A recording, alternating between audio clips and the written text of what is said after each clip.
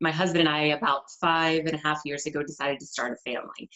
And up until that point, I had resigned myself to the idea that if I was going to be a teacher, I just would have no life, which is a horrible idea. But I was just working nights, weekends, winter break, spring break, and I thought that was the only way it could be. When we decided that we wanted to start a family, that was no longer an option. And it forced me to really start looking carefully at my own teaching practices. The year that Catherine and I was teaching grade 7, 8, and 9 language arts and grade 8 social studies, I was drowning in marking. It was completely unsustainable. And so again, it gave me that positive pressure to really start researching, reading books, talking to consultants, talking to administrators, talking to other teachers, and say, how can I be this, wonderful, fantastic, passionate teacher, but do it working a lot less so that I could have this full and fulfilling life outside of the classroom. I loved education. I didn't want to leave it. I didn't want to compromise my teaching practices, but it just got to a point where it wasn't sustainable. And I thought, I need to have a life outside of the classroom, and I deserve to have a life outside of the classroom. And then that started on a 5.5-year research project, which culminated in the book. There is an enormous need in education for us to start putting the mental and physical health of teachers as a priority. There's a huge need. And I think that we need to start realizing as a society that a teacher and her class are interconnected.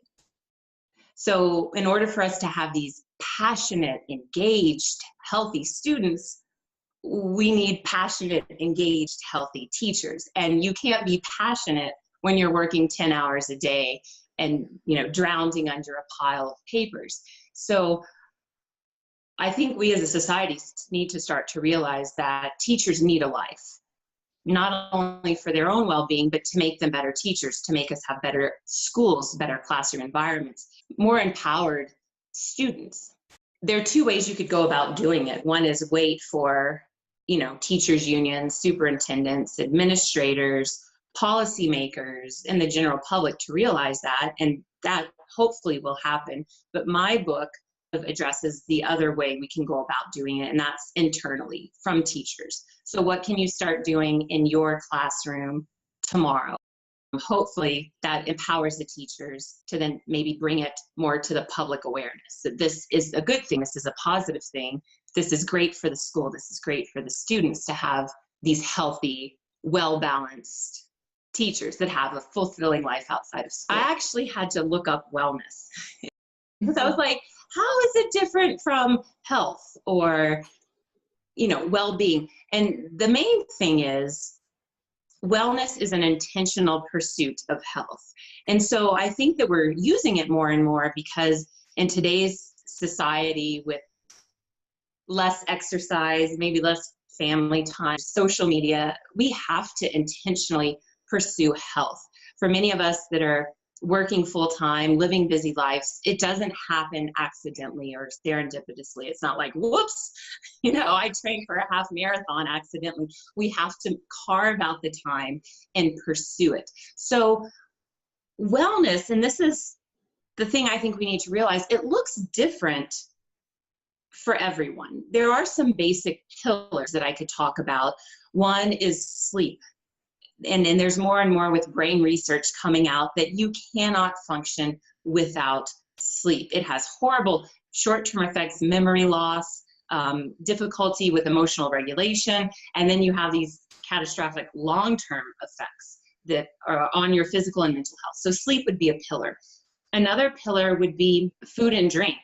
And that's a big problem for teachers in education. It's a huge problem for me. We go throughout the day and we're drinking our coffee and we only have, this much time for lunch, and then we have lunch supervision, so we don't even have that much time. And we get to 3 o'clock and we haven't even taken in the calories, the basic calories we need for the day. So I know this seems basic, but though, you can't really function without your sleep, staying hydrated, eating nutrient-dense, healthy food throughout the day. And then stress. I laugh because it's such a big one for teachers. Teaching is beautiful, it's wonderful, but it is so stressful. We need to on a day-to-day basis, release that stress. And we do that through self-care. So we do it through something that calms us, that inspires us, that releases the daily stress that releases the stress of the day. And this is where it might look different. Like for some people, self-care might be going out with a girlfriend and having a dinner out. I'm an introvert, so that's my idea of self-care, doing something to fill my own cup, usually is alone. So it'd be going to the gym, putting headphones on and just zoning out for an hour, or getting under the covers in complete silence and just reading a book for an hour. But doing that every single day is what's going to build the path to wellness. And I know that there's so many teachers that are also mothers, or they might be going to graduate school, or they might be mothers going to graduate school, and they say, I don't have the time to take 30 minutes a day for myself, or I don't have the time to get 8 hours of sleep, or I don't have the time to pack a lunch. And what I've learned through my own trial and error is you have to make the time. And that's something I've been told when I interviewed mental health nurses, psychologists, retired teachers, medical doctors. They all said that same thing. You have to make the time every day, not like a once a month retreat, or, a once every 2 weeks meditation class. Every day you have to make that time for wellness. For me, it wasn't intentional. It goes back to, again, that interconnectedness. So I wasn't like, I'm going to make health a priority in my classroom this year. That never crossed my mind. I was just thinking about my own health and wellness. But it starts to seep in, because when teachers are passionate about something, whether it's science or language arts or health or mental health or wellness, it's infectious. And I would start talking to my students about it. So I'll give you a few examples.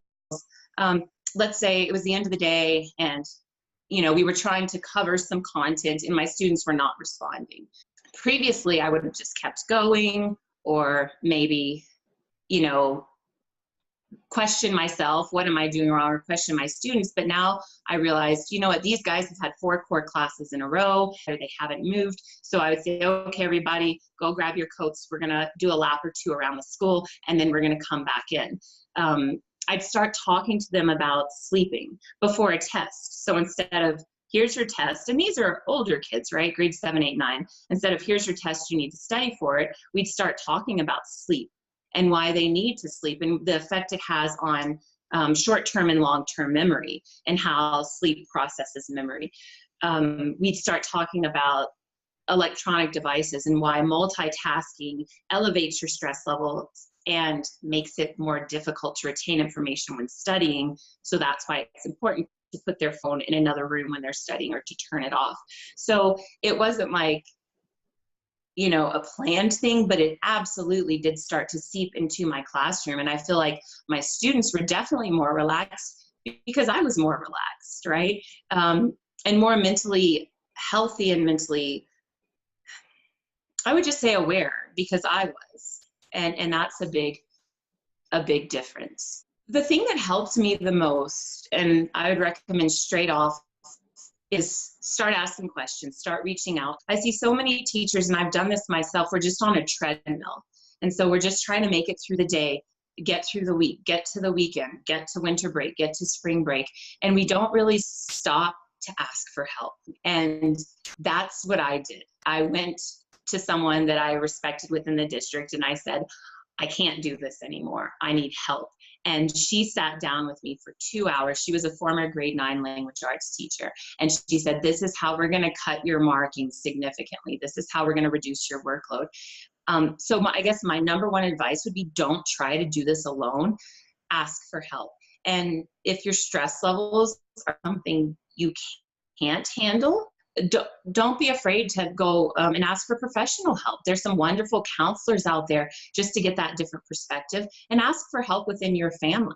If you have a partner, talk to him or her about, how can we make my health and wellness, or our health and wellness, more of a priority. So I think my number one piece of advice would be just start reaching out. Go to your administrators, go to your coworkers, and say help. Teachers love to help each other. I mean, we love to share things with each other. So I think that would be the first step. One unexpected thing that happened when I started cutting back on my workload and focusing on my own health and wellness was my students were performing better than they ever had. And I think as teachers, we're so worried about changing the way we do things. And I had been teaching for over a decade at this point. So for me to say, I'm not going to collect assignments to mark. Students are going to self-assess. It's going to be more student controlled. It's going to be a student-centered classroom. I'm going to back off. Was terrifying. And I thought, I'm really good at worrying. So I thought all of these catastrophic situations, it was the best 2 years of teaching, my last 2 years, when I implemented all of these ideas, and the learning was deeper. The kids were enjoying themselves. And I felt like significant learning was happening because I wasn't controlling it. I was releasing control to the students. I was letting them assess their own work, revise their own work. I was letting them spend time with assignments. And I kind of in my book talk about treadmill assignments, where you're like, here's a worksheet, here's a handout. This is due Monday. This is due next week. You have a quiz coming up. That's what I was doing before, as opposed to teaching well assignments. When you give these assignments that cover multiple objectives, so you're covering what you need to for your curriculum, but then you're letting students spend time with it and make it their own and personalize it and revise it and really make it something excellent. So, which mirrors authentic learning. That's how we do things in real life. That's how we do a work project or write a book. So I think one outcome from my focus on wellness and like spending less time in the classroom was my teaching improved significantly, immensely. And I was not expecting that. And I think that's what got me so excited about this. And that's why I was like, I need to talk to teachers about this and tell them about this, that it actually does work. And my hope for the book is that teachers will take health and make it a priority before they have to make it a priority. Throughout my teaching career, I myself have been forced to make health a priority. And I've seen teachers that just keep going and going and going until they have pneumonia or, they have to take a stress leave. They can't continue anymore. And so ultimately the hope of this book is teachers will read it and say, you know what, I don't need to wait for this big catastrophic event or this big significant event to say I'm worth it. I'm worth having, making that time, making that daily time for myself and for backing off of the hours I'm putting into school and having this fulfilling life. So that's kind of my hope, is that teachers can move forward, not because they have to, but because they want to, and because it really is the best practice in education.